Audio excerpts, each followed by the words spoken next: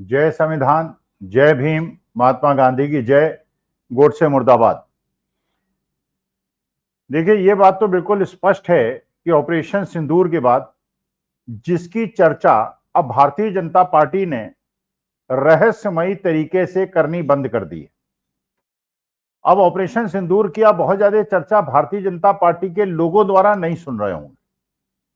कारण यह है कि आरएसएस का और भारतीय जनता पार्टी की एक इंटरनल मीटिंग में यह डिसाइड हुआ कि ऑपरेशन सिंदूर और जिस प्रकार से सारी कार्यप्रणाली की गई, कार्यवाही की गई, जनता में उसके लिए बहुत रोष है और अब इसको अंडर प्ले किया जाए।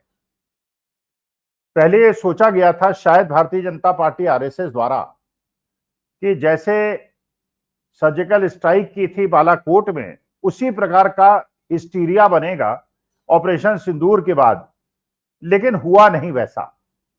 लोगों ने ये प्रश्न पूछने शुरू कर दिए और इसको लोगों ने बढ़ाया और ये माना भी कि अगर पुलवामा के अंदर सुरक्षा व्यवस्था मजबूत होती तो बालाकोट करने की आवश्यकता ना होती। अगर पहलगांव के अंदर सुरक्षा व्यवस्था होती तो ये ऑपरेशन सिंदूर करने की आवश्यकता ना होती, 26 लोगों की मौत ना होती पुलवामा में, और उसके बाद 30 से ज्यादा लोगों की मौत जो पाकिस्तान ने काउंटर अटैक किया और सिविलियन एरियाज में किया, वो मौत ना होती तो करीब 60-70 मौतें बच सकती थी अगर पहलगांव के अंदर सुरक्षा व्यवस्था कर दी होती। तो अपनी निकम्मेपन को छिपाने के लिए जो एक प्रकार का नैरेटिव बनाने का प्रयास हुआ था वो नहीं हुआ, वो संभव नहीं हुआ। तो भारतीय जनता पार्टी ने फिर उसके बाद एक ये किया, मोदी जी की फोटो लगी, बड़े बड़े पोस्टर्स लगे, अफसरों की, आर्मी ऑफिसर्स के ड्रेस में लगे, लोगों की भावनाओं को भड़काने का प्रयास हुआ, लेकिन उसका भी असर नहीं हुआ, काउंटर प्रोडक्टिव हो गया। फिर उसके बाद एक ऐसा नैरेटिव चलाने का प्रयास हुआ कि सिंदूर घर घर जाके बांटा जाएगा और उससे लोगों की भावनाएं भड़केंगी। पहले तो कोशिश की गई थी कि पहलगांव के अंदर धर्म पूछा, जात नहीं, तो हिंदू मुसलमान का नैरेटिव चलाने की कोशिश की थी, वो भी काउंटर प्रोडक्टिव हो गया। जो विजय शाह ने बोला वो भी उल्टा नुकसान हुआ भारतीय जनता पार्टी को। देवड़ा जी ने बोला उसका भी नुकसान हुआ। मोदी जी की फोटो लगी, बड़े बड़े पोस्टर्स लगे, उसका भी नुकसान हुआ।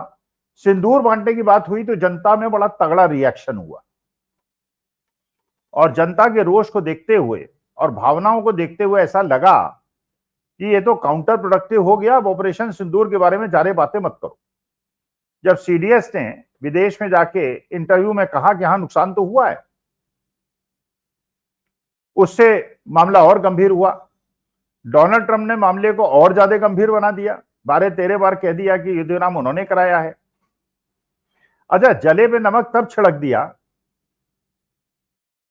जबकि पूरे विश्व के अंदर पाकिस्तान के साथ चाहे 3-4 ही देश खड़े हुए, चीन खड़ा हुआ लेकिन खुल के खड़ा हुआ, टर्की खड़ा हुआ, खुल के खड़ा हुआ, अजरबैजान खड़ा हुआ, खुल के खड़ा हुआ, और हमारे साथ खुल के कोई नहीं खड़ा हुआ। ये जरूर लोगों ने कहा टेररिज्म के खिलाफ वो हैं, लेकिन उन्होंने पाकिस्तान को टेररिस्ट स्टेट मानने से इनकार कर दिया। बल्कि यूएनओ के अंदर जो हमारे जले में नमक छिड़का उन्होंने, जब एंटी टेररिज्म कमेटी का वाइस चेयरमैन पाकिस्तान को बना दिया और तालिबान कमेटी का चेयर उनको बना दिया, जबकि पाकिस्तान जैसे टेररिस्ट स्टेट को इतना सम्मान तो पिछले 70-75 साल में जब से हिंदुस्तान पाकिस्तान अलग हुए हैं कभी नहीं मिला। सिद्ध हो गया कि भारत की जो विदेश नीति है पिछले 11 साल से वो पूरी तरह से फेल हो गई। मोदी जी ने पूरे विश्व के अंदर जैसे जाके यात्राएं की थी, हर देश की थी, पैसे बांटे थे, झप्पी लगे थे, झूला झुलाया था, बिरयानी खाई थी, वो काउंटर प्रोडक्टिव हो गया, उसका कोई फायदा नहीं हुआ। जयशंकर साहब पूरी तरह से फेल हो गए। जयशंकर साहब ने तो यहां तक वो काम कर दिया जो आज तक किसी ने नहीं किया कि युद्ध के पहले at the start of the operation he informed Pakistan, जिससे कि उन्होंने अपने टेररिस्ट को भगा दिया। अच्छा, उसके बाद एक और शतरंज का पासा फेंका भारतीय जनता पार्टी ने और मोदी जी ने एक उन्होंने ऑल पार्टी डेलीगेशन बनाया और दिखाने का प्रयास हुआ कि साहब देखिए हम तो सब विपक्षी दलों का साथ देते हैं, जबकि पहले कांग्रेस मुक्त भारत बनाने की बात हो रही थी। अब विपक्षी सांसदों को बुलाया और न केवल विपक्षी सांसदों को बुलाया बल्कि मुसलमान सांसदों को, और ओवैसी साहब जिनको सबसे ज्यादा गरियाते थे भारतीय जनता पार्टी वाले, उनको भी डेलीगेशन में भेज दिया। शशि थरूर को भेज दिया, आनंद शर्मा को भेज दिया, सलमान खुर्शीद को भेज दिया, इन लोगों को भेज दिया। और ये दिखाने का प्रयास हुआ क्योंकि जब ये लोग लौट के वापस आएंगे और इनकी प्रेस कॉन्फ्रेंस होंगी, लोग इनसे पूछेंगे कि आप सफल हुए या नहीं हुए, तो मानी बात है उनको कहना पड़ेगा कि हम सफल हुए, और सफल हुए इसका माने मोदी जी सफल हो गए। लेकिन हुआ क्या, हमारे शशि थरूर साहब गए अमेरिका, गए अमेरिका में जरूर हुआ कि जेडी वांस जो वहां के वाइस प्रेसिडेंट है अमेरिका के, उन्होंने डेलीगेशन से मुलाकात की। लेकिन जो पता चला उसमें डेलीगेशन के अंदर जो बात हुई वो पाकिस्तान टेररिज्म की नहीं हुई, बल्कि इंडो अमेरिकन यूएसए रिलेशनशिप्स के बारे में बात हुई। उस मकसद के लिए तो आप गए नहीं थे, एजेंडा आपका कुछ और था और कर कुछ और आए आप। अब शशि थरूर साहब आ तो गए, वहां उन्होंने डांस भी कर लिया, उन्होंने विस्की भी पी ली, स्कॉच भी पी ली। रेखा शर्मा जो एक सांसद है राज्यसभा की भारतीय जनता पार्टी के, उन्होंने गाना भी गा लिया। लेकिन अमेरिका ने फिर एक जले में नमक छिड़क दिया। अब बताइए, उनका आर्मी डे हो रहा है, उस आर्मी डे के अंदर वो पाकिस्तान के सेना प्रमुख जनरल मुनीर, जो पहले जनरल थे अब फील्ड मार्शल बन गए, और यही बात नहीं पता चल रही कि उनको फील्ड मार्शल किस लिए बनाया गया, जबकि भारतवर्ष तो ये क्लेम कर रहा है कि हम जीते हैं, हमने उनके सारे जो एयरबेस थे उनको खत्म कर दिया, टेररिस्ट कैंप्स खत्म कर दिए, और प्रमोशन उनको मिल रहा है। हमारे यहां तो प्रमोशन नहीं मिल रहा है किसी को, उनके यहां मिल रहा है। उस जनरल मुनीर को, फील्ड मार्शल मुनीर को अमेरिका उस सेलिब्रेशन में बुला रही है। माने पाकिस्तान जैसे टेररिस्ट स्टेट, जो प्रूव्ड था कि वो टेररिस्ट स्टेट है, रोग स्टेट है, वहां के जनरल को अमेरिका बुला रहा है, इनवाइट कर रहा है, और भारत को इनवाइट नहीं कर रहा है। G7 के अंदर मोदी जी को लास्ट मोमेंट पे इनविटेशन मिलता है, बाकी सबको 2-2 महीने पहले मिल जाता है।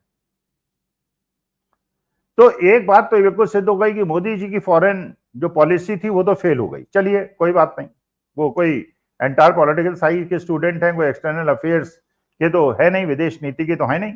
जयशंकर साहब जो खुद IFS रहे हैं, अमेरिका में एम्बेसडर रहे हैं, सेक्रेटरी एक्सटर्नल अफेयर्स रहे, वो भी फेल हो गए। लेकिन चलिए वो भी फेल हो गए तो ये माना गया था कि चाहे वो सलमान खुर्शीद हों, चाहे आनंद शर्मा हों, चाहे शशि थरूर हों, ये इंटरनेशनल मसलों के विशेषज्ञ हैं, तो ये जाएंगे तो कुछ करके आएंगे। लेकिन जैसे ही लौट के वापस आए उसके तुरंत बाद अमेरिका ने फील्ड मार्शल मुनीर को इनवाइट कर लिया। तो क्या शशि थरूर भी फेल हो गए, या हमारे देश ने जो जल्दीबाजी की थी और एक जो हमारे पहलगांव और पुलवामा के अंदर लोगों की सुरक्षा नहीं की थी, उसका खामियाजा नाम भुगत रहे हैं। जो पठानकोट के अंदर, जैसा शशि थरूर ने विदेश में कहा कि मोदी जी हिमसेल्फ कॉल किया इन्होंने नवाज शरीफ को, उस समय के जो प्रधानमंत्री थे, कि ISI को भेज दिए, जॉइंट हम इंक्वायरी कराते हैं कि ये आतंकवादी घटना किसने की है, और ये पहली बार हुआ।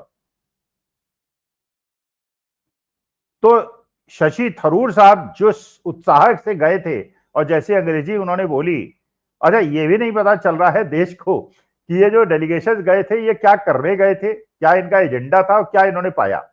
अरे ये प्रेस कॉन्फ्रेंस करें, अलग अलग डेलीगेशन प्रेस कॉन्फ्रेंस करें, प्रेस वाले इनसे पूछें क्या करने गए थे, क्या किया, केवल खाने पीने गए थे, विदेश घूमने गए थे, गर्मी बहुत हो गई है भारतवर्ष में इसलिए ठंड में घूमने गए थे, या आप किसी मकसद से गए थे और मकसद का आपको क्या पाया, क्या ये देश को अधिकार नहीं है जानने का इन डेलीगेशंस ने क्या किया और क्या पाया। लेकिन जो आभास फैल रहा है, चीजों को छुपाया जा रहा है और हर चीज के लिए सेना के पीछे छुपा जा रहा है, लेकिन विजय शाह पे कोई एक्शन नहीं हो रहा है।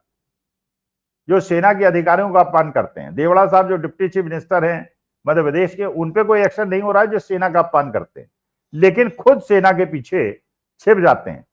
तो मुझे तो ऐसा लगता है कि शशि थरूर साहब और ये जो ऑल पार्टी डेलीगेशन है, हालांकि इनकी मंशा थी, विपक्षी सांसदों ने सत्ता पक्ष के सांसदों से बेहतर प्रदर्शन किया, देश के लिए जो उन्हें करना चाहिए था किया, ओवैसी साहब को जो करना चाहिए था किया, लेकिन क्योंकि हमारी विदेश नीति बिल्कुल ध्वस्त हो चुकी थी, जिसके लिए जिम्मेदार कौन है आप निर्णय लीजिए। डेलीगेशन तो नहीं है, क्योंकि डेलीगेशन तो गया जब सारा कांड हो चुका था, लेकिन पुनर्विचार करने की आवश्यकता है, देश को अपनी नीति को पुनर्निरीक्षण करने की आवश्यकता है और इसको मजबूत करने की आवश्यकता है।